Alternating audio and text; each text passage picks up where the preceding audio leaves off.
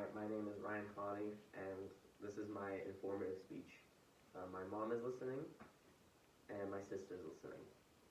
As two listeners. And let me begin.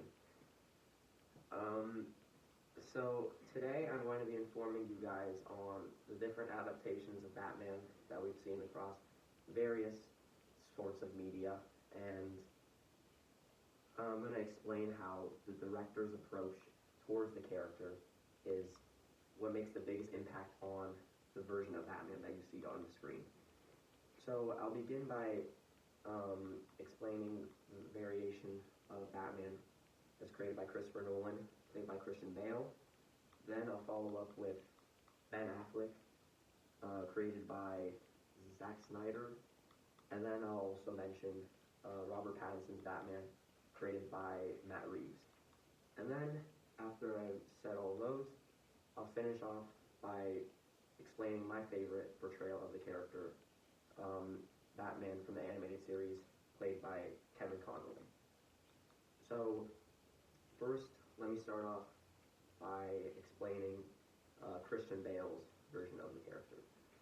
So, this adaptation really puts an emphasis on how realistic Batman is and just what it takes to be Batman. You see him in his Batcave planning things, and this portrayal also, unlike the other ones, symbolizes Batman as hope for Gotham, which is going to crap in the movie. And you see these lunatics running around, Two-Face, Joker, all at the same time.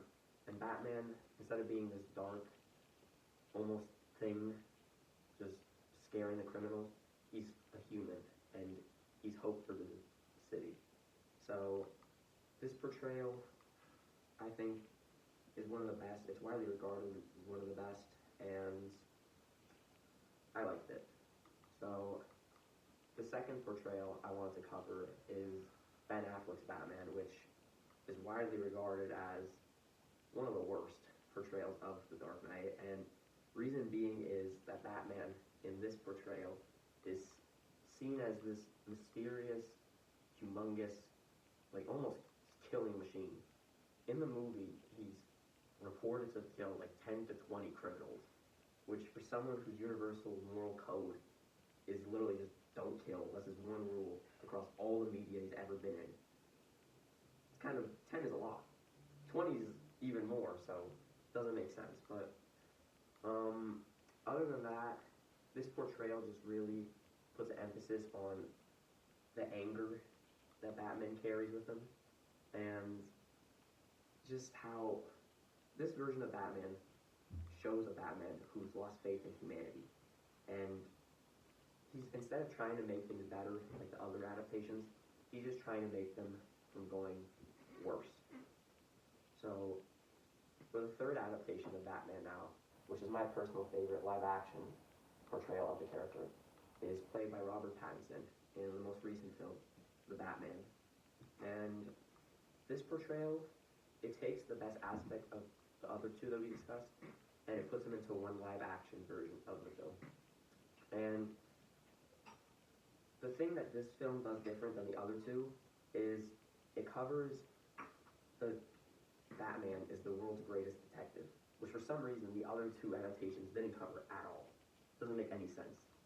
Not for a second they even mentioned he's the greatest detective, which is the most important part of that. And another important part the other two movies completely missed is the identity crisis that Batman goes under. Is he Bruce Wayne trying to be Batman, or is he Batman trying to be Bruce Wayne? You know, it doesn't make sense why none of the other versions covered it, but this version does, which is why it's one of my favorite. Plus, this version, we see Batman in year 2 of being Batman, whereas the other two, he's been Batman for like 8 years, so like something like that. So this is a younger, more emotionally rash, unhinged version of the character, and he widely regards himself more as vengeance than Batman. So yeah, I think that's kind of cool. And for the last adaptation of the character, which I believe to be the most well-rounded of any adaptation we've seen of The Dark Knight, is the one from the animated series, voiced by Kevin Conroy. And reason being is it takes everything from all the adaptations we've talked about so far, and it puts it into one portrayal of the Dark Knight, and it adds even more on top of that. So, the main thing I want to cover, though, is the empathy that Batman shows towards his criminals. Whereas the other portrayals we see, he just throws them in a cage, locks them up, calls them an animal, then runs off into the night. But this portrayal is different. He tries to talk with them, sympathize with them, and even at times help them in a way. Like, there's one episode where Batman, he captures Harley Quinn and then tries to, like, reason with her and rejuvenate her into a normal society again, and like says she doesn't have to work for the Joker and she can be a normal person.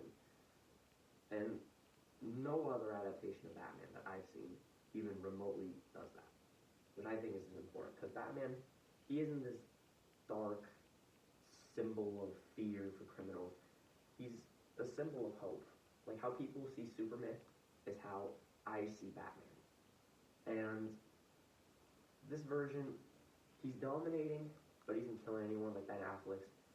He's realistic, like the tools he uses and just the identity crisis you see with Batman. It makes him seem like a real character, but they're not trying to like make that his main thing, like the Christian Bale adaptation or the Robert Pattinson one. And this is an experienced Batman, so it's not like he's just running around like just punching every criminal. He's like using tactics to almost not hurt as many people as possible, which I think is what Batman's about. He's not about punishing the criminals. He's about striking fear and creating a difference in Gotham. And with that, in conclusion, I've covered Christian Bale's adaptation of the character, which puts an emphasis on realism in the character. I've covered Ben Affleck's Batman, which is just a raging, almost Punisher-like character. And I've covered Robert Pattinson's Batman, which is also a bit too unhinged for my liking of the adaptation of Batman.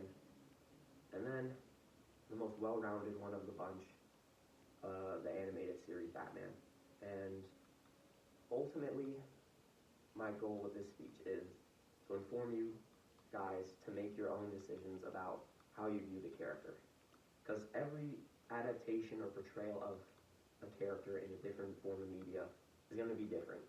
And I feel as an audience, it's our job to create our own idea of what this character is supposed to represent, what are their values, their characteristics, what makes them important, and use that as a baseline when watching different forms of media with that character in it. Thank you for listening. Have a great day. Thank you.